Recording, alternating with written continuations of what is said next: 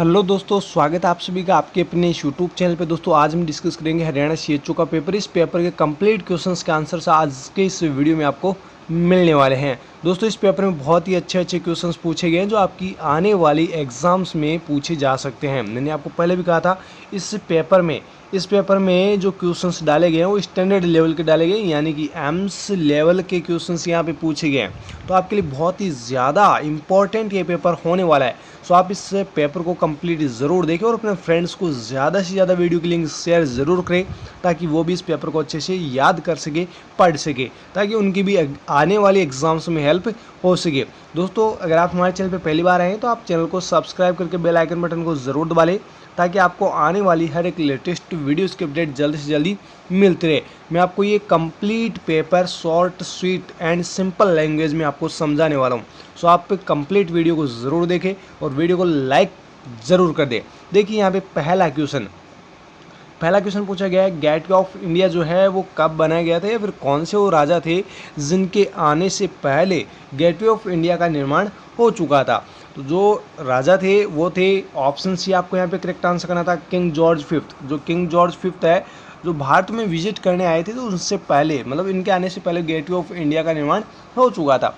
अगला क्वेश्चन देखिए, विक्ट्री यानी वो कौन सी महारानी है भारत की जिनको 1905 में बंगाल की महारानी घोषित की गई थी। यहाँ पे आपको करेक्ट आंसर करना था option D, the Lord Curzon. अगला क्वेश्चन देखिए, two type of chemicals C1 and C2 are mixed. यहाँ पे देखिए ये थोड़ा सा लेंथी क्वेश्चन है, क्वेश्चन को आप पढ़ लीजिए।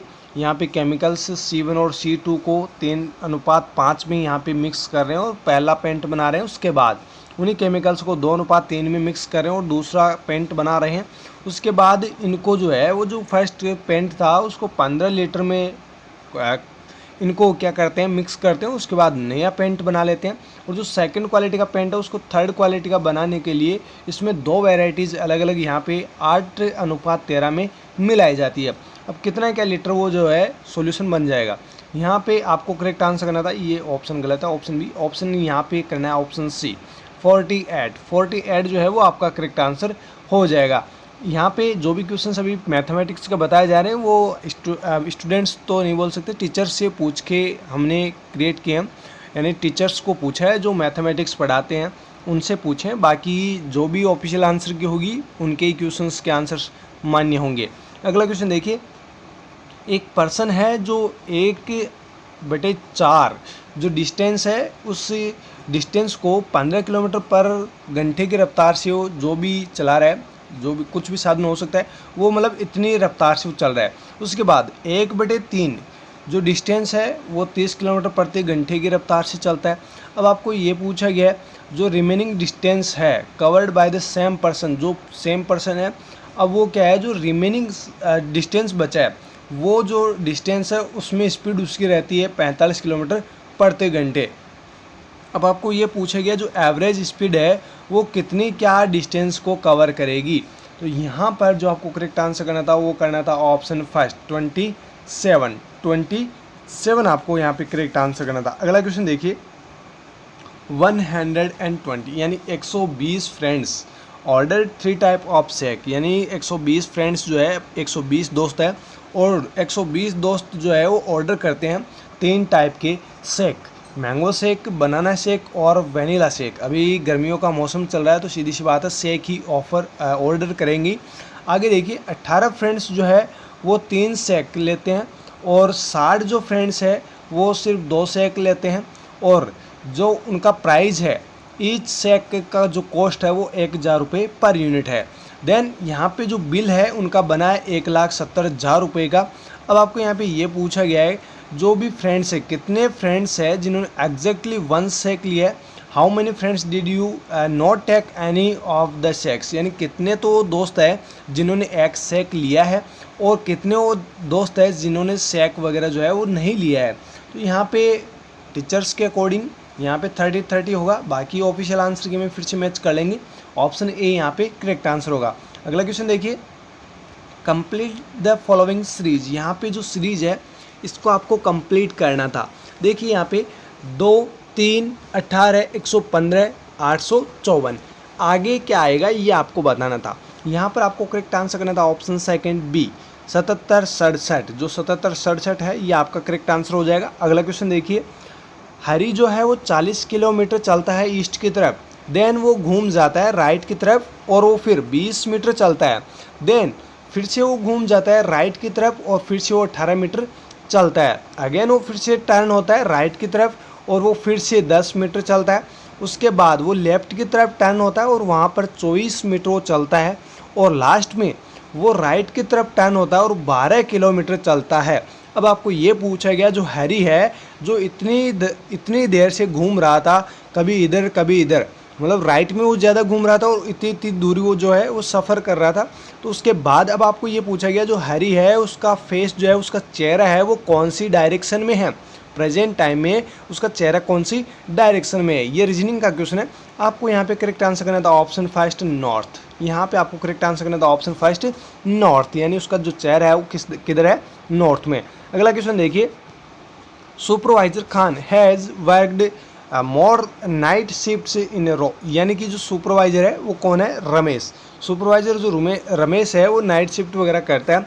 उसके बाद देखिए worked 5 who has worked 5 supervisor Malik was revoked 15 night shift in a row, यानी कि वो नाइट का ये कुछ मतलब जैसे नाइट ड्यूटी वगैरह होती है तो उसी प्रकार से यहाँ पे जो सुपरवाइजर मालिक वगैरह है, सुपरवाइजर है, वो क्या कर रहे हैं नाइट ड्यूटी के लिए अलग अलग से रो वगैरह बना रहे हैं। 15 नाइट शिफ्ट लगा दी अलग अलग, जैसे जो भी मान लीजिए अलग अलग जैसे रोस्टर्स होते हैं उसी प्रकार से क्वेश्चन यहाँ पे पूछा गया है। अब जो ये काम है उसके बारे में बता रहे हैं कि इतनी दिनों तक इसने किया काम, 15 नाइट इसने की और इसने 8 नाइट की, सुपरवाइज़र शाम ने और सुपरवाइज़र रमेश ने, दोनों ने मिलकर ये इतने दिनों तक काम किया 15 नाइट में। और जो सुपरवाइज़र शाम है उसने 8 नाइट शिफ्ट में जो है वो काम किया। अब यहाँ पे आपको पूछा गया how many night shift to row has supervisor Khan worked, completely जो सुपरवाइज़र खान है उसने कितने दिनों तक काम किया है, ये सिंपली आपको फिर से पूछा गया है। देखिए यहाँ पे जो आपको करेक्ट आंसर करना था वो करना था ऑप्शन फर्स्ट 9, यहाँ पे आपका आंसर होगा नो। अगला क्वेश्चन देखिए, अब find the missing number in place of question mark in the following. देखिए इस क्वेश्चन का आंसर टीचर्स को भी नहीं मिल पाया, बाकी जो ऑफिशियल आंसर की होगी तब आपको इस क्वेश्चन का आंसर बता देंगे। अगला क्वेश्चन देखिए, there are 19 question comprising 20 question of English, यानी कि 90 क्वेश्चन है, उनमें से जब कंपैरिजन करते हैं तो 20 क्वेश्चन जो है वो इंग्लिश के हैं, 30 क्वेश्चन जो है वो मैथमेटिक्स के हैं और 40 क्वेश्चन जो है वो जनरल नॉलेज के हैं। एक टेस्ट पेपर में 90 क्वेश्चंस डाले गए हैं, उनमें से ये आपको अलग अलग डिवाइड करके बता देंगे कि इन टाइप के क्वेश्चंस बनाए गए हैं। साक्षी जो है उसने अटेम्प्ट किए हैं 60%, 40% and 50% questions of English, mathematics and general knowledge, यानी कि अलग अलग आपको यहाँ पे परसेंटेज दे दी है कि जो साक्षी है उसने 60% इंग्लिश के किए हैं क्वेश्चंस, 40% मैथमेटिक्स के क्योंकि उसकी मैथ कमज़ोर है इसलिए 40% के हैं और 50% जो है वो जनरल नॉलेज के किए हैं। ऑल क्वेश्चंस जो है वो अटैम्प्ट करने थे और वो करेक्टली थे, all questions we are attempt correctly. Passing marks जो है वो रखे गए यहाँ पे 60%, यानी 60% जो है वो पासिंग मार्क्स रखे गए हैं। सभी क्वेश्चंस के इक्वल मार्क्स है, यानी कि जैसे कि आपको यहाँ पे 100 क्वेश्चंस दे गए हैं तो 100 क्वेश्चंस के 100 मार्क्स हो गए, तो सभी के एक क्वेश्चन का 1 मार्क्स आपका यहाँ पे होता है। उसी प्रकार से ये कंप्लीट वही प्रोसेस दे रखी है। Sakshi did not pass the test, Sakshi जो है वो इस टेस्ट में पास नहीं हो पाती है। जिस प्रकार से बहुत सारे बच्चे यहाँ पे हरियाणा क्षेत्र में रहे होंगे तो जैसे इस टेस्ट में पास नहीं हो पाए है ना, तो इसी प्रकार से यहाँ पे जो साक्षी है वो पास नहीं हो पाती है। How many more question she would have answered correctly to pass the test. अब ये पूछा गया है कि साक्षी को कितने क्वेश्चंस अटेम्प्ट करने थे, कितने क्वेश्चंस राइट करने थे जिससे कि वो पास हो जाती। यहाँ पर आपको करेक्ट आंसर करना था ऑप्शन सी, 10 क्वेश्चंस जो है ये और उसको अटेम्प्ट करने ज़रूरी थे जिससे कि वो पास हो जाती है। उसी प्रकार से आप भी सोच रहे होंगे जिसने स्कोर 55-50 के समथिंग गेन किया है वो सभी सोच रहे हैं कि 10 क्वेश्चन और सही हो जाते तो 60+ बन जाते और अपना नंबर आ जाता। तो कोई बात नहीं है दोस्तों, होता रहता है पेपर में। अभी आप तैयारी करते रहिए, आगे आपके लिए बहुत सारे मौके आएंगे, बहुत सारे एग्जाम्स आएगी, आप बस तैयारी करते रहे कंटिन्यूटी में। देखिए अगला question, A number is multiplied, यहाँ पे देखिए नंबर जो है वो अलग अलग यहाँ पे आपको दे रखे हैं। 3/4 जो है वो ऑब्टेन कर रहा है, मतलब 15,552 का 3/4 आपको यहाँ पे पूछा गया है। अब आपको ये बताना है वो नंबर कौन सा है जो 3/4 15,552 का होगा। तो यहाँ पे जो आपको करेक्ट आंसर करना था वो करना था ऑप्शन सी 144।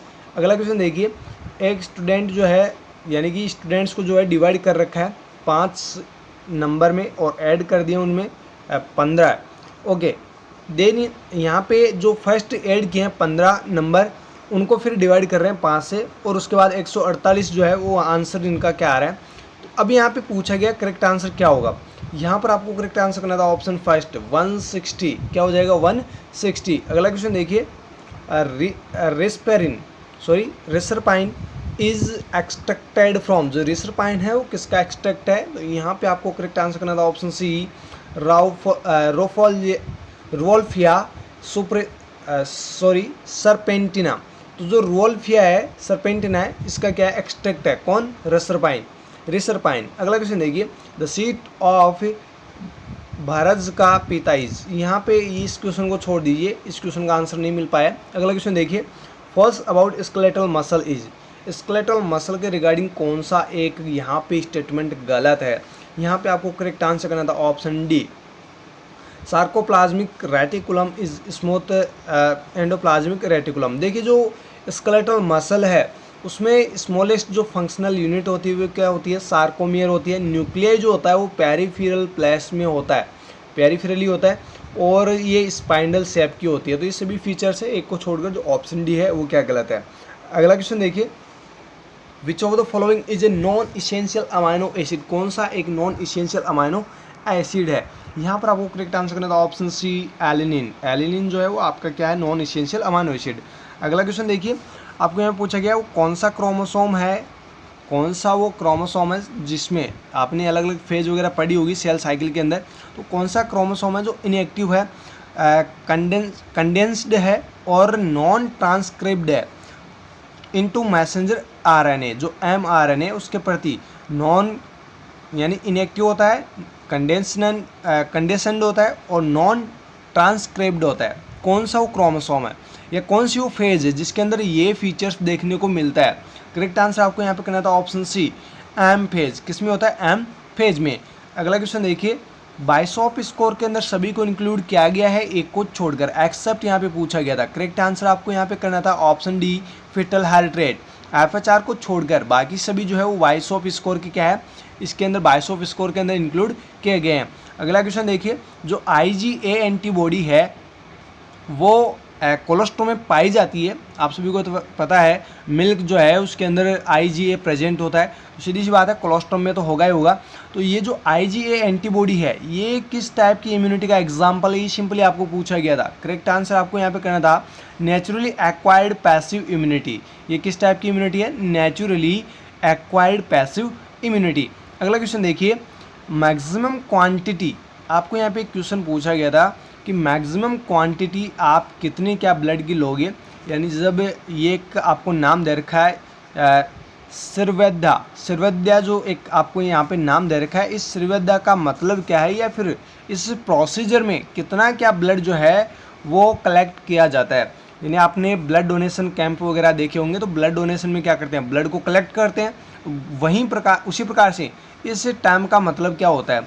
यहाँ पे आपको करेक्ट आंसर करना था ऑप्शन सी वन प्रास्था। ये आपने पहली बार सुना होगा जिंदगी में, आपने ये क्वेश्चन पहली बार ही देखा होगा। जिन्होंने BA MS कर रखा है उनको तो पता होगा इसके बारे में, लेकिन BSc नर्सिंग GNM वालों को इसका पता नहीं था। अगला क्वेश्चन देखिए, यहाँ पे आपको एक डेफिनेशन पूछी गई है हेल्यूसिनेशन की। बच्चे कंफ्यूज ज़रूर हुए होंगे, इस बच्चे ने भी देखिए इल्यूजन भी कर रखा है और हेल्यूसिनेशन भी कर रखा है, क्योंकि कंफ्यूज हो जाते हैं। कंफ्यूज होने वाली बात ही नहीं है यहाँ पे। देखिए फॉल्स परसेप्शन तो हो रहा है, लेकिन एक्चुअली जो सेंसरी स्टिमुलाई है वो क्या है, एब्सेंट है। यानी कि अगर एक्चुअली सेंसरी स्टिमुलाई प्रेजेंट होता और उसके बाद फॉल्स परसेप्शन होता तो वो कंडीशन तो कहलाती है आपकी इल्यूजन। लेकिन यहाँ पे बोल रहा है एक्चुअली सेंसरी जो स्टिमुलाई है वो क्या है, एब्सेंट है। यानी कि कोई भी ऑब्जेक्ट प्रेजेंट नहीं है फिर भी पर्सन को फॉल्स परसीव हो रहा है, तो इस टर्म को बोलते हैं हेल्यूसिनेशन। क्या बोलते हैं, हेल्यूसिनेशन। इल्यूजन का जीता जागता आपको उदाहरण में दे दूं, रस्सी को जैसे ही रात होती है और आपके सामने कोई रस्सी पड़ी होती है, उसको आप सांप समझ लेते हैं, तो वो क्या है, इल्यूजन है। यानी कि वहाँ पे ऑब्जेक्ट तो प्रेजेंट है लेकिन उसको आप क्या कर रहे हैं, फॉल्स परसीव कर रहे हैं। इसकी वजह से जो होती है वो कौन सी कंडीशन होती है, इल्यूजन। लेकिन हैलुसिनेशन में क्या होता है, कोई भी एक्चुअली सेंसरी स्टिमुलस प्रेजेंट नहीं होता है, यानी कि एब्सेंट होता है और फॉल्स परसीव फिर भी पर्सन करता रहता है, तो वो कहलाती है हैलुसिनेशन। अगला क्वेश्चन देखिए, जो कुबलर-रोस ग्रिप साइकिल है, आपने पढ़ी होगी, स्टेज अलग अलग ग्रिप की स्टेज आपने पढ़ी होगी। ये जो साइंटिस्ट है कुबलर-रोस, उन्होंने इसके बारे में बताया था। तो जो कुबलर-रोस ग्रिप साइकिल के अंदर जो आपने ग्रिप की स्टेज वगैरह पढ़ी है, उनको आपको करेक्ट सीक्वेंस में बतानी है, मतलब करेक्ट ऑर्डर में, यानी सही इसको किस ऑर्डर में इस साइंटिस्ट ने बताया था। दोस्तों यहाँ पे आपको करेक्ट आंसर करना था option second, denial, anger, bargaining, depression and acceptance. DABDA आपने पढ़ा होगा, DABDA, डाबडा। याद रखिएगा, कुबलर-रोस ग्रिप की स्टेज पूछे कभी भी तो इस डाबडा से आप याद रखिएगा। देखिए पहले डी का मतलब हो गया डिनाइल, एंगर, ए का मतलब हो गया एंगर, बी का मतलब हो गया बार्गेनिंग, डी का मतलब हो गया डिप्रेशन, ए का मतलब हो गया एक्सेप्टेंस। तो इसी प्रकार से इसी करेक्ट ऑर्डर से आपको इसको याद करना है। अगला क्वेश्चन देखिए, बायोमेडिकल वेस्ट मैनेजमेंट को लेकर यहाँ पे क्वेश्चन पूछा गया है। आउटडेटेड मेडिसिन्स यानी कि डिस्कार्डेड मेडिसिन्स आप बोल सकते हैं, या फिर साइटोटॉक्सिक ड्रग्स आप बोल सकते हैं, उन ड्रग्स को किस टाइप के बैग में डिस्पोज किया जाता है। यहाँ पर आपको करेक्ट आंसर करना था option first, yellow. Yellow colour के बैग में इनको क्या करते हैं, डिस्पोज करते हैं। अगला क्वेश्चन देखिएगा, एक पेशेंट है कोविड इन्फेक्शन का और वो पेशेंट जो है वो आईसीयू में एडमिट हो रखा है। कहाँ पे एडमिट हो रखा है, आईसीयू में एडमिट हो रखा है, और उस पेशेंट को मैकेनिकली वेंटिलेटेड है, यानी वो पेशेंट कैसा है, मैकेनिकली वेंटिलेटेड है, मतलब मशीनों पे वो जी रहा है। अब देखिए उस पेशेंट का नर्स क्या कर रही है, एंडोट्रेकियल सक्शनिंग कर रही है। क्या कर रही है, एंडोट्रेकियल सक्शनिंग कर रही है। अब यहाँ पे पूछा ये गया है कि वो कौन सा मास्क है जो उस नर्स के लिए बहुत ही ज़्यादा सेफ रहेगा। यानी कि ऐसा आपके सामने पर्सन है, मैकेनिकली वेंटिलेटेड है, एंडोट्रेकियल सक्शन आपको करना है, आईसीयू में एडमिट है। अब आपके लिए कौन सा वो मास्क है जो सेफ रहेगा, ये आपको पूछा गया। सेफेस्ट मास्क आपको बताना है। आप सभी को पता होगा N95 मास्क जो कि कोविड-19 से प्रोटेक्ट करता है। तो यहाँ पे आपको करेक्ट आंसर करना था ऑप्शन बी, N95 मास्क। अगला क्वेश्चन देखिए, ग्रेविटी ट्यूब फीडिंग को लेकर प्रॉपर टेक्निक के बारे में पूछा गया है कि जो प्रॉपर टेक्निक है ग्रेविटी ट्यूब फीडिंग की, एनजी ट्यूब फीडिंग आपने पढ़ी होगी। अगर आपने एनजी ट्यूब फीडिंग वगैरह पढ़ी है तो आपने ये क्वेश्चन सही किया होगा, लेकिन आपको यहाँ पे ग्रेविटी एक वर्ड देकर आपको थोड़ा सा डिस्टर्ब किया होगा क्वेश्चन ने। लेकिन देखिए ग्रेविटी आपने पढ़ा होगा, ग्रेविटी का मतलब हो गया कि नीचे की तरफ कुछ भी, कोई भी चीज़ जो है नीचे की तरफ जाना, ग्रेविटी की ओर जो है काम करना। तो जो ट्यूब फीडिंग होती है, जैसे ही ट्यूब फीडिंग हो, चाहे फिर आपकी आईवी बोटल्स हो, आईवी बोटल्स जब आप पर्सन को, किसी को भी लगाते हैं, पेशेंट को, तो आप हैंगिंग डाउन तो उसको करते ही हैं, यानी कि ऊपर आप उसको लटकाएंगे तभी तो वो जो है फ्लूइड जो है वो ब्लड के अंदर जा पाएगा। अगर आप उसको नीचे रख देंगे तो वो नहीं जा पाएगा, है ना। वहीं यहाँ पे पूछा गया ग्रेविटी ट्यूब फीडिंग के लिए प्रॉपर टेक्निक कौन सी होगी। यहाँ पर आपको करेक्ट आंसर करना था option first, hang feeding bag 1 foot higher than the tube insertion point into the client. कहने का मतलब वो है कि आपको 45 सेंटीमीटर अबव रखनी है, मतलब पेशेंट जैसे नीचे है उससे उस फीडिंग का जो बैग है उसको आपको जो है 1 foot higher than the patient, जो पेशेंट है, जो क्लाइंट है, उससे 1 फुट हायर जो है आपको उसको हैंगिंग डाउन करना है, लटकाना है। दोस्तों यहाँ पे आपका करेक्ट आंसर हो जाएगा ऑप्शन फर्स्ट, ऑप्शन ए आपका यहाँ पे करेक्ट आंसर होगा। अगला क्वेश्चन देखिएगा, अगला क्वेश्चन है कौन सा वो आईवी फ्लूइड है जिसको आइसोटोनिक सॉल्यूशन कहा जाता है, फिर आइसोटोनिक सॉल्यूशन का कौन सा एग्जाम्पल है। यहाँ पे आपको करेक्ट आंसर करना था option second, RL, ringers lactate. अगला क्वेश्चन देखिए, द क्लाइंट कंप्लेनिंग। यहाँ पे देखिए एक पेशेंट है जो कंप्लेन कर रहा है SOB यानी शॉर्टनेस ऑफ ब्रीथ की, यानी कि उसको सांस लेने में दिक्कत हो रही है, और उस पेशेंट का जो बेड है वो प्रेजेंटली यानी करंटली किस पोजीशन में है, फ्लैट पोजीशन में है। किस पोजीशन में है, फ्लैट पोजीशन में। अब आपको ये पूछा गया कि उस पेशेंट को नर्स कौन सी पोजीशन प्रोवाइड करेगी। पेशेंट कंप्लेन कर रहा है SOB की, शॉर्टनेस ऑफ ब्रीथ की, तो सीधी सी बात है यहाँ पे आपको करेक्ट आंसर करना था ऑप्शन फर्स्ट, फाउलर पोजीशन। अगला क्वेश्चन देखिए, health promotion is the best represented by which activity. कौन सी वो एक्टिविटी है जिसमें जो हेल्थ प्रमोशन है उसको अच्छे से रिप्रेजेंट कर सकते हैं। करेक्ट आंसर आपको यहाँ पे करना था ऑप्शन फर्स्ट, एडमिनिस्ट्रिंग इम्यूनाइजेशन। अगला क्वेश्चन देखिए, what is the most common client position used. यहाँ पे क्वेश्चन में ये पूछा गया है जो एनिमा जब किसी पर्सन को दिया जाता है तो कौन सी वो पोजीशन है जो पेशेंट के लिए बेस्ट रहेगी, मोस्ट कॉमनली यूज जो आप एनिमा के दौरान यूज करते हैं वो पोजीशन आपको बतानी थी। करेक्ट आंसर आपको करना था option D, Sims left lateral position. अगला क्वेश्चन देखिए, दूध जो है या जो मिल्क है वो पुअर सोर्स, यानी इसके अंदर कौन सा वो कंटेंट है, कौन सा वो एलिमेंट है जो बहुत कम मात्रा में पाया जाता है, यानी कि रेयर, यानी ना कि बराबर उसकी अमाउंट पाई जाती है। यहाँ पे आपको करेक्ट आंसर करना था ऑप्शन बी, आयरन। आयरन जो है वो बहुत कम मात्रा में मिलता है मिल्क के अंदर। अगला क्वेश्चन देखिए, एक मिस्टर एक्स है जिसको 200 ml जो है NS लगाना है, 200 ml NS पर हावर देना है और इन्फ्यूजन सेट उसको लगा दिया गया है। अब देखिए ड्रॉप रेट आपको यहाँ पे बतानी है, 1 ml में 20 ड्रॉप आपको यहाँ पे दे रखा है। यहाँ पर आपको करेक्ट आंसर करना था ऑप्शन फर्स्ट 67 जो है वो आपको यहाँ पे करेक्ट आंसर करना था। अगला क्वेश्चन देखिएगा, यहाँ पे मैं आपको बता देता हूँ, फॉर्मूला आप लगाते रहना। 200 जो है उनको 20 से गुना करना था, उसके बाद 60 मिनट होते हैं, सीधी सी बात है 1 घंटे में कितना मिनट होता है 60 मिनट, तो इनको आप डिवाइड कर लीजिए, आपके सामने आंसर आ जाएगा 60.6 पॉइंट कुछ ऐसा आएगा, है ना। तो ये 60.6 आ गया, यानी कि ये 67 आपका हो जाएगा। अगर 66.4 आता तो फिर वो 66 ही कहलाता, लेकिन अगर पॉइंट के बाद 5 से ज़्यादा अगर नंबर है तो अगली जो नंबर है उसके अंदर काउंट होता है। अगला क्वेश्चन देखिए, डॉवरी जो डेथ है उसको किस सेक्शन में डिफाइन किया गया है। करेक्ट आंसर आपको करना था ऑप्शन सेकंड, 304B IPC। अगला क्वेश्चन देखिए, जो विजुअल एक्यूटी है उसको असेस करने के लिए कौन सा टेस्ट किया जाता है। करेक्ट आंसर आपको करना था ऑप्शन सेकंड, स्नेलन चार्ट्स। अगला क्वेश्चन देखिए, पेशेंट है ट्राइजेमिनल न्यूरॉलजिया का, आपको यहाँ पे पूछा गया है वो जो पर्सन जिसको ट्राइजेमिनल न्यूरॉलजिया हो रखा है उसकी मेजर कंप्लेंट्स कौन सी होगी, मेजर कंप्लेंट्स वो क्या करेगा। करेक्ट आंसर आपको यहाँ पे करना था option first, excruciating intermittent paroxysmal facial pain. यानी कहने का मतलब ये है ट्राइजेमिनल न्यूरॉलजिया के अंदर इतना खतरनाक फेशियल पेन होता है मत पूछो, है ना। जिनको ट्राइजेमिनल न्यूरॉलजिया होता है उनको पूछ के देखना कितना क्या फेशियल पेन होता है। मेनली फीचर आप याद रखिए, उसकी मेन जो कंप्लेन होगी वो फेशियल पेन की ही होगी। आगे जो अलग अलग जो है फीचर्स आपको दिए जा सकते हैं, इंटरमिटेंट, प्रॉक्सिमल, एक्सोर्शिएटिंग, इस प्रकार से अलग अलग फीचर्स आपको दे सकते हैं।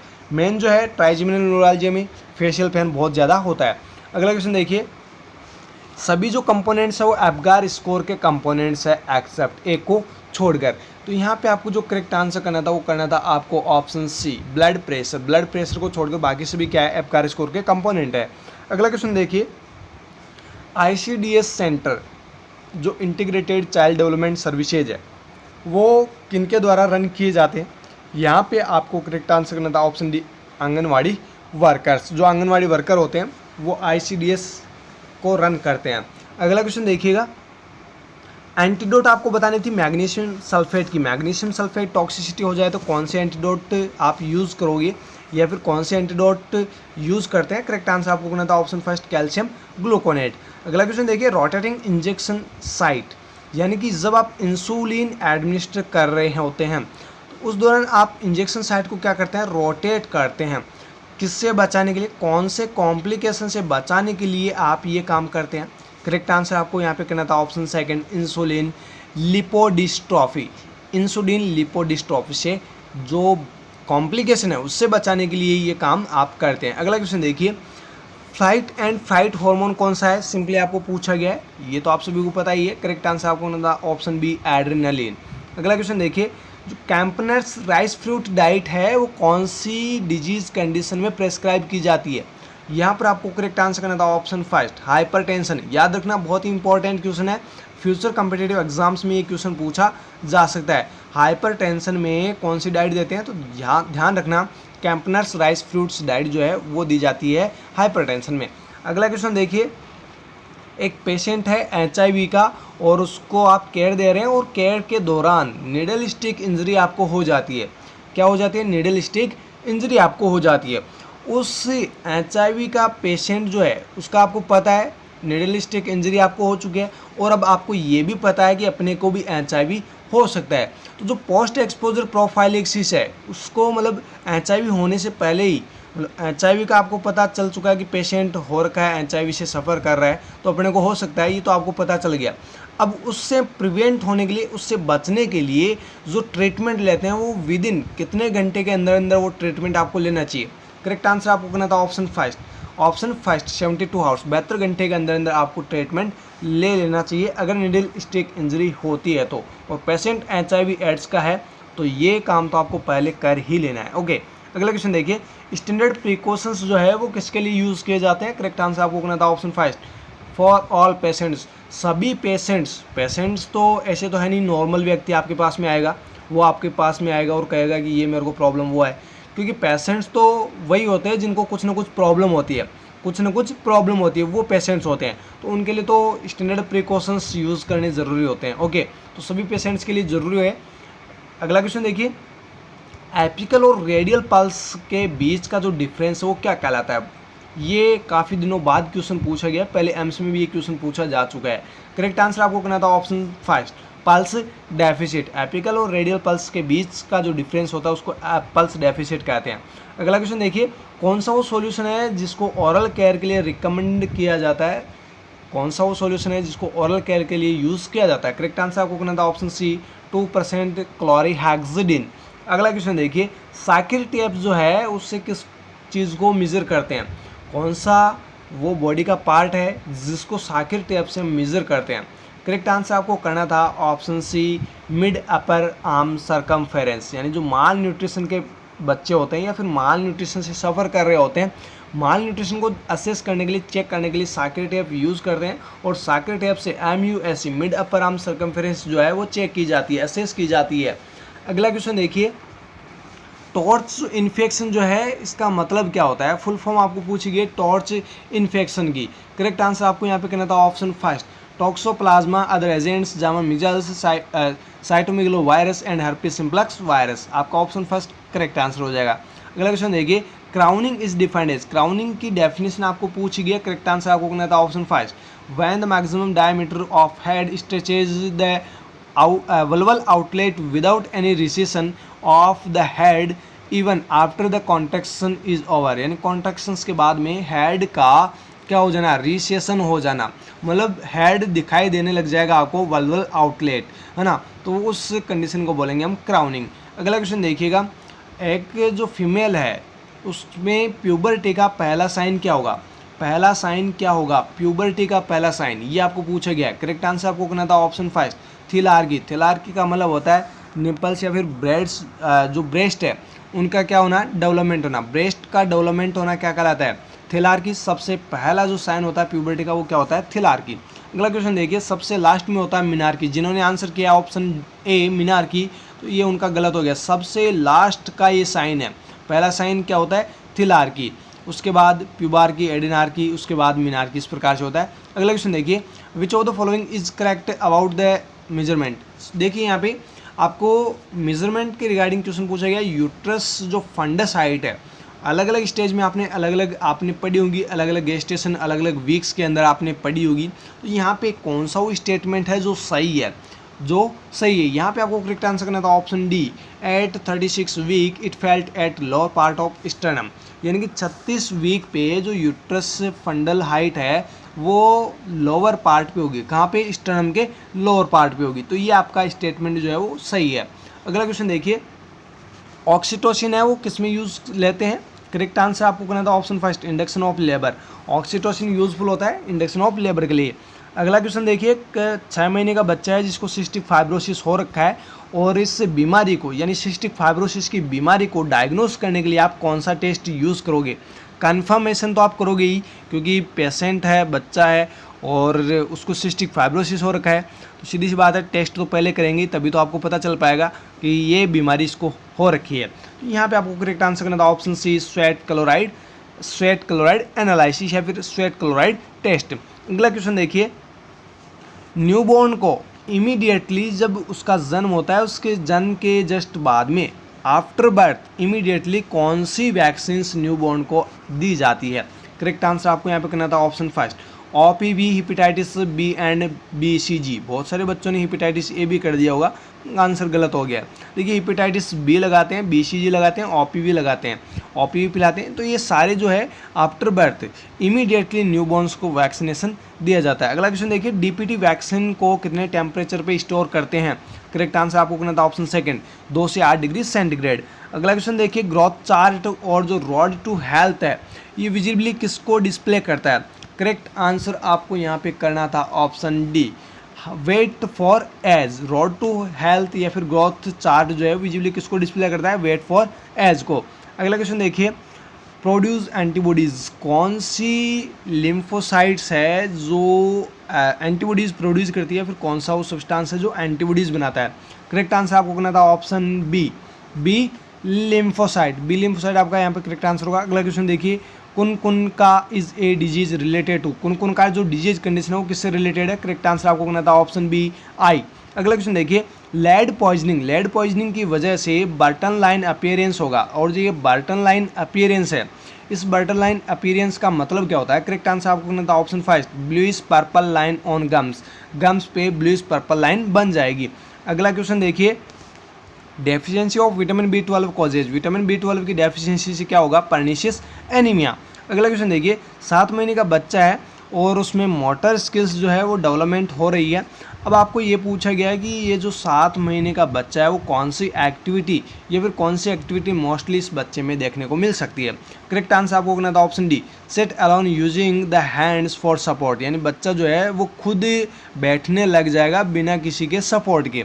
अगला क्वेश्चन देखिए, क्रैक्ड पार्ट साउंड ऑन प्रकशन, यानी कि हाइड्रोसिफिलिस का पेशेंट है और उस हाइड्रोसिफिलिस बेबी में क्रैक्ड पॉट साउंड जो है वो परकशन के दौरान सुनाई देगी। तो ये इस कंडीशन को क्या बोलते हैं, फिर इस साइन को क्या बोलते हैं?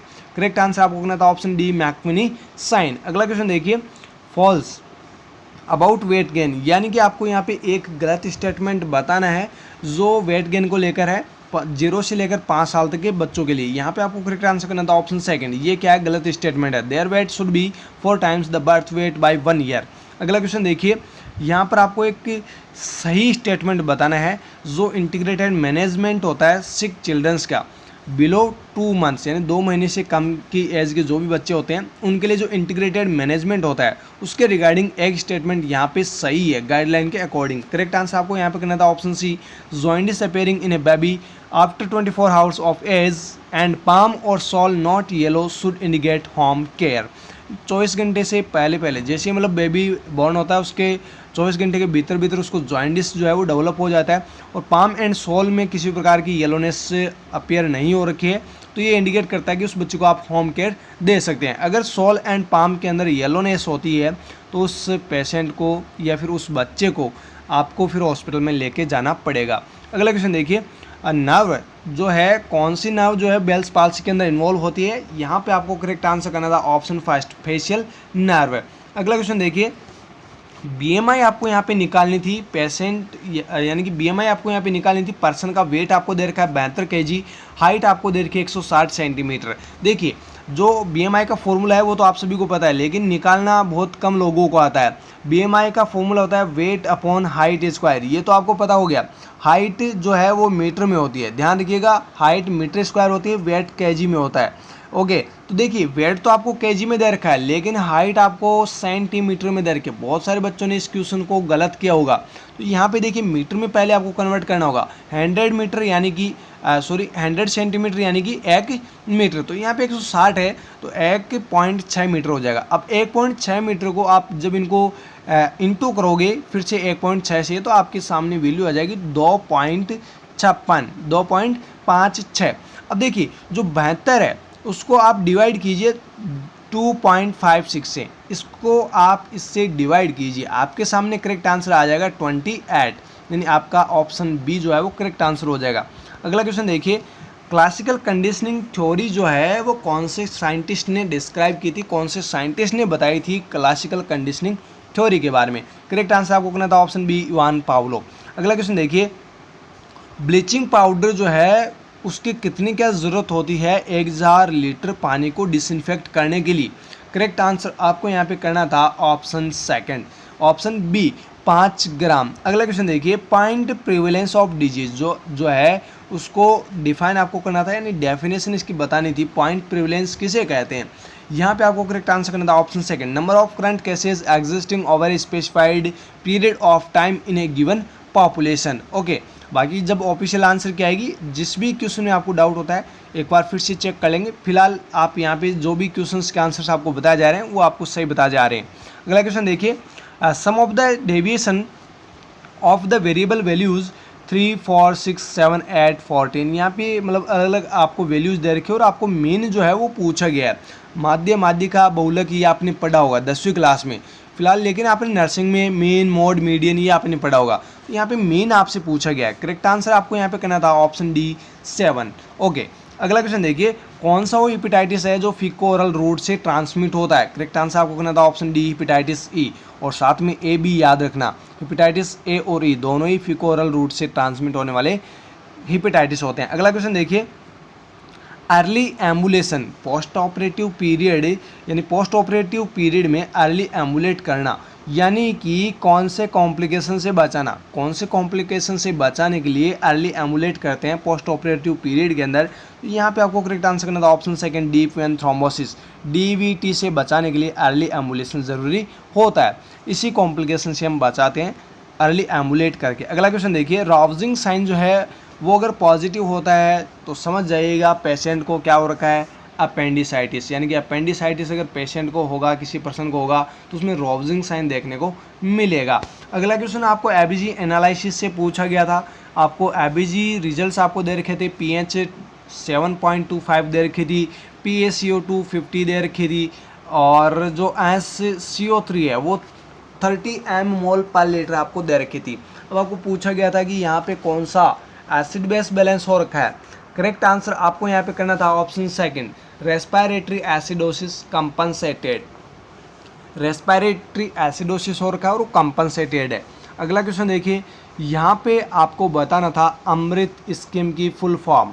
अमृत जो यहाँ पे वर्ड दे रखा है, अमृत स्कीम चलाई गई है एक इंडिया में जो भी अफोर्डेबल ड्रग्स होते हैं कैंसर की और हार्ट डिजीज़ की, यानी कि वो इजीली सभी को अवेलेबल हो, इजीली कॉस्ट में अवेलेबल हो, इसलिए अमृत स्कीम चलाई गई है। इस अमृत का फुल फॉर्म आपको पूछा गया था। करेक्ट आंसर आपको यहाँ पे करना था option first, affordable medicine and reliable implants for treatment. आपका ऑप्शन जो ए है वो करेक्ट आंसर हो जाएगा। अगला क्वेश्चन देखिएगा, what are the 3 dimension of the UNDP human development index? जो HDI है, यानी उस HDI में UNDP के 3 डायमेंशंस है, वो कौन कौन से डायमेंशंस है? करेक्ट आंसर आपको यहाँ पे करना था option first, long and healthy lifes, knowledge and a decent standard of living.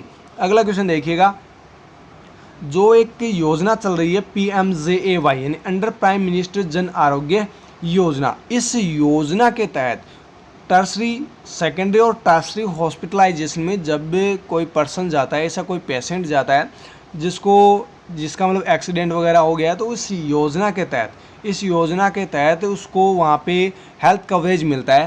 तो वो हेल्थ कवरेज कितने क्या रुपए का मिलता है? करेक्ट आंसर आपको यहाँ पे करना था option C, up to Rs 5 lakh, यानी 5 लाख रुपए तक का वो हेल्थ कवरेज वहाँ पे इस योजना के तहत मिलता है। अगला क्वेश्चन देखिए, यहाँ पे पूछा गया है RBS के, यानी राष्ट्रीय बाल स्वास्थ्य कार्यक्रम 2013 में चला था, फरवरी 2013 में इसको लॉन्च किया गया था। अब यहाँ पे ये पूछा गया कौन सी वो हेल्थ प्रॉब्लम है जो कवर नहीं करती है, यानी RBS के कवर नहीं करती है। करेक्ट आंसर आपको यहाँ पे करना था ऑप्शन डी, रूबेला। रूबेला को छोड़कर यहाँ पे जो आपको 3 और प्रॉब्लम्स बताई गई है, ये तीनों ही प्रॉब्लम्स RBS के जो है वो कवर करती है। अगला क्वेश्चन देखिए, मिड डे मील के रिगार्डिंग कौन सा एक स्टेटमेंट सही है? करेक्ट आंसर आपको यहाँ पे करना था option D, it should cover 2/3 of calories need of the students. मैंने आपको ये क्वेश्चन पहले भी बताया था। 1/3 कैलोरीज जो है इसकी पूर्ति करता है मिड डे मील प्रोग्राम। 1/2 यानी हाफ ऑफ प्रोटीन की डिमांड को पूरी करता है मिड डे मील प्रोग्राम। तो यहाँ पे एक स्टेटमेंट जो सही दे रखा है वो है ऑप्शन डी। अगला क्वेश्चन देखिए, यहाँ पे आपको एक वो स्टेटमेंट सही बताना है जो national programme for control of blindness के रिगार्डिंग सही है। करेक्ट आंसर आपको यहाँ पे करना था ऑप्शन ए, और ये आपने 2019 में भी पढ़ा होगा, 2020 में भी पढ़ा होगा, 2021 में भी आपने पढ़ा होगा। विजन 2020 एक उद्देश्य था कि 2020 तक ब्लाइंडनेस को मैक्सिमम कंडीशंस को क्या कर सकें, कंट्रोल कर सकें। इसलिए जो नेशनल प्रोग्राम है ब्लाइंडनेस कंट्रोल का वो चलाया गया था और उसका मेन पर्पस था 2020 तक जो ब्लाइंडनेस की मतलब प्रॉब्लम जो इंडिया में ज़्यादा है उसको बहुत कम कर सके, मिनिमाइज कर सके। यहाँ पे ऑप्शन है आपका करेक्ट आंसर हो जाएगा। अगला क्वेश्चन देखिए, यहाँ पर भी आपको एक सही स्टेटमेंट बताना है नेशनल लेप्रोसी इरेडिकेशन प्रोग्राम को लेकर। करेक्ट आंसर आपको यहाँ पे करना था option first, it start as leprosy control program in 1955। बाकी यहाँ पे जो आपको अलग अलग जो डेट वगैरह दे रखी है सभी गलत है। 1955 में लेप्रोसी कंट्रोल प्रोग्राम जो है वो स्टार्ट किया गया था, ये स्टेटमेंट बिल्कुल सही है। अगला क्वेश्चन देखिए, यहाँ पर भी आपको एक स्टेटमेंट सही बताना है नेशनल फैमिली वेलफेयर प्रोग्राम को लेकर। यानी कि यहाँ पे 5 से 7 क्वेश्चन, 5 से 7 या फिर 10 क्वेश्चन लास्ट आपको CHN के पूछे गए थे, बाकी सारा का सारा पेपर स्टैंडर्ड लेवल का था, है ना। तो यहाँ पे देखिए जो NFWP प्रोग्राम है इसके रिगार्डिंग कौन सा एक सही है, तो यहाँ पे आपको करेक्ट आंसर करना था option D. In 1992 it was integrated with child survival and safe motherhood. यानी जो CSSM है वो 1992 में स्टार्ट किया गया था इसी प्रोग्राम के तहत। तो यहाँ पे आपका करेक्ट आंसर हो जाएगा ऑप्शन डी। अगला क्वेश्चन देखिए, यहाँ पे आपको एक फॉल्स स्टेटमेंट बताना है, गलत स्टेटमेंट बताना है जननी सुरक्षा योजना को लेकर। करेक्ट आंसर आपको करना था option B, it aims to relieve dai training. बाकी सभी सही है। 2005 में ये लॉन्च हुआ था। इसमें जो कैश इंसेंटिव होते हैं वो आशा वर्कर होते हैं, इसका एम जो है वो क्या है, नियोनेटल मॉर्टेलिटी को रिड्यूस करना। तो ये सभी इसके रिगार्डिंग सही है। एक जो गलत है वो कौन सा, ऑप्शन बी। अगला क्वेश्चन देखिए, यहाँ पे 7 एक प्रोग्राम चलाया गया इंडिया में, 7 इसमें से आपको एस का मतलब पूछा गया। गवर्नमेंट ऑफ इंडिया ने स्टार्ट किया है transformation in health and education sector के अंदर एक प्रोग्राम चलाया गया 7। इसमें 7 में एस का मतलब क्या है, एस का मतलब होता है सस्टेनेबल। जिन्होंने ऑप्शन डी सस्टेनेबल किया था उनका आंसर बिल्कुल सही था और ये फ्यूचर में आपको पूछा भी जा सकता है।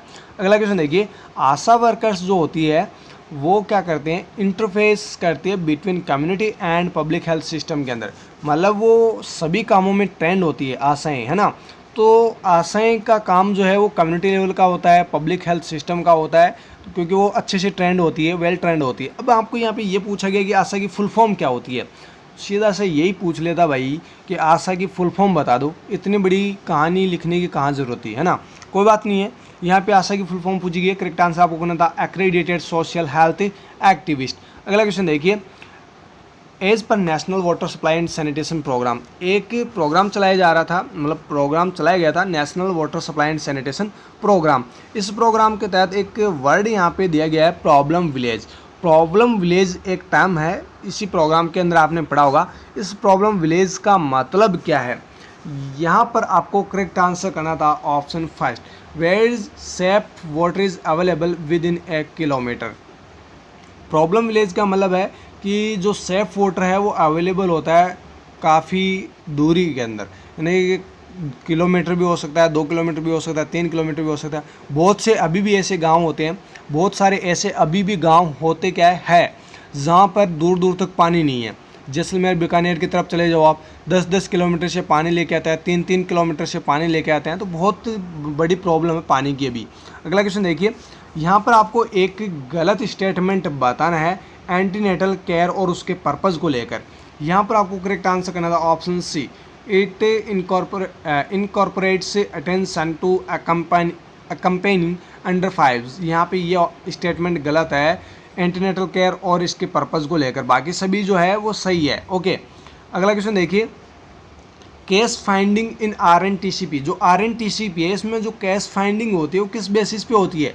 करेक्ट आंसर आपको करना था option C, sputum microscopy, sputum microscopy. अगला क्वेश्चन देखिएगा, द एक्सटर्मिनेशन, यानी कि यहाँ पे पूछा गया है extermination of root causes of disease. जो भी डिजीज़ का जो रूट होता है, यानी आप एक प्रकार से बोल सकते हो किसी भी चीज़ को जड़ से मिटाना। क्या डिजीज़ कंडीशन है, यहाँ पे डिजीज़ का जो कोज होता है उसको जड़ से आप मिटा रहे हो, तो इसको क्या बोलोगे आप, इसको एक टर्म में क्या बोलोगे। यहाँ पे आपको करेक्ट आंसर करना है ऑप्शन ए, इराडिकेशन। क्या बोलोगे, इराडिकेशन, यानी आप क्या कर रहे हैं, इराडिकेट कर रहे हैं, जड़ से उसको ख़त्म कर रहे हैं। अगला क्वेश्चन देखिए, वायरल हैमरेजिक फीवर, एक गांव में हुआ है जिसकी पॉपुलेशन है 20,000, उसमें से 200 केस जो है वो फाइंड आउट हुए हैं और उसमें से 25 लोगों की मौत भी हो चुकी है। किससे? वायरल हेमरेजिक फीवर से। 20,000 की पॉपुलेशन है, 200 केस फाइंड आउट हुए हैं, 25 लोग मर चुके हैं। अब आपको पूछा गया cash fatality rate, cash fatality rate आपको यहाँ पे पूछा गया है। करेक्ट आंसर आपको करना था ऑप्शन डी, ऑप्शन डी आपका यहाँ पे करेक्ट आंसर होगा। अगला क्वेश्चन देखिएगा, यहाँ पे कौन सी वो सर्विस है जो ICDS स्कीम के तहत प्रोवाइड नहीं की जाती है? करेक्ट आंसर आपको करना था option second, mid day meal. Mid day meal जो स्कीम है, यानी जो मिड डे मील जो प्रोग्राम है वो ICDS के तहत ये सर्विस जो है वो प्रोवाइड नहीं की जाती है। Pre school non formal education दी जाती है, हेल्थ चेकअप किया जाता है, रेफरल सर्विसेज की जाती है और इम्यूनाइजेशन सर्विसेज भी दी जाती है। अगला क्वेश्चन देखिए, which of the following is not transmitted, कौन सी वो डिजीज कंडीशन है जो एडिस मॉस्किटो के द्वारा ट्रांसमिट नहीं होती है? करेक्ट आंसर आपको करना था option A, West Nile virus. बाकी सभी एडिस मॉस्किटो से ट्रांसमिट होने वाले डिजीज कंडीशन है। अगला क्वेश्चन देखिए, सेंसिटिविटी की यहाँ पे आपको डेफिनेशन पूछी गई थी, सेंसिटिविटी का मतलब आपको पूछा गया था, डेफिनेशन आपको पूछी गई थी। करेक्ट आंसर आपको करना था option 5, probability of true diagnosis when disease is present. अगला क्वेश्चन देखिए, एक नर्स जो है वो क्या कर रही है? एजुकेट कर रही है किनको? मिडिल एज वुमेंस को। Undergoes which following test screening of cervical cancer, यानी कि सर्वाइकल कैंसर जो है उसके रिगार्डिंग महिलाओं को एजुकेट कर रही है कि सर्वाइकल कैंसर डेवलप ना हो, इसके लिए आपको ये टेस्ट जो है वो करवा लेना चाहिए। इस प्रकार से मतलब उनको एजुकेट कर रही है। तो सर्वाइकल कैंसर के लिए कौन सा टेस्ट किया जाता है तो आप सभी को पता ही है। करेक्ट आंसर आपको करना था ऑप्शन डी, पैप स्मीयर। अगला क्वेश्चन देखिए, संभव एंड स्वावलंबन इनिशिएटिव आर रिलेटेड विथ, जो संभव और स्वावलंबन जो दो आपको वर्ड यहाँ पे दे रखे हैं ये किसके रिगार्डिंग है या किससे रिलेटेड है? करेक्ट आंसर आपको यहाँ पे करना था option 5, plastic waste, plastic waste से रिलेटेड है। अगला क्वेश्चन देखिए, जो नोवाक जोकोविच है उन्होंने अभी पेरिस में कितने क्या टाइटल्स 2021 में जीते हैं? तो यहाँ पे आपको करेक्ट आंसर करना था ऑप्शन सी, 6th। अभी जो 2021 में उन्होंने पेरिस मास्टर टाइटल जीता था वो 6वें नंबर का था। किसकी बात हो रही है? नोवाक जोकोविच की। अगला क्वेश्चन देखिए, रूल ऑफ बालाबगढ़, यहाँ पे फिर से जीके का क्वेश्चन है। Rule of Ballabhgarh Sher Nahar Singh join hands by which following Mughal empire to defeat British. यहाँ पे आपको करेक्ट आंसर करना था ऑप्शन सी, बहादुर शाह जफर। अगला क्वेश्चन देखिए, पहली कौन सी वो महिला है जिसने माउंट एवरेस्ट को 2 बार फतह किया है, यानी कि माउंट एवरेस्ट पे 2 बार गई है? कौन सी वो महिला है? ये भी हरियाणा की महिला है, इसलिए हरियाणा का ये क्वेश्चन पूछा गया। करेक्ट आंसर आपको यहाँ पे करना था ऑप्शन 5, संतोष यादव। अगला क्वेश्चन देखिए, इन विच फॉलोइंग ईयर्स, कौन सी वो साल है जिसमें ईस्ट इंडिया कंपनी को डिसॉल्व किया गया था? यहाँ पे आपको करेक्ट आंसर करना था ऑप्शन डी, 1874, 1874। अगला क्वेश्चन देखिए, कौन सा वो बांध है जो सबसे पुराना है, यानी कि ओल्डेस्ट डैम ऑफ इंडिया कौन सा है? करेक्ट आंसर आपको यहाँ पे करना था कलनाई डैम।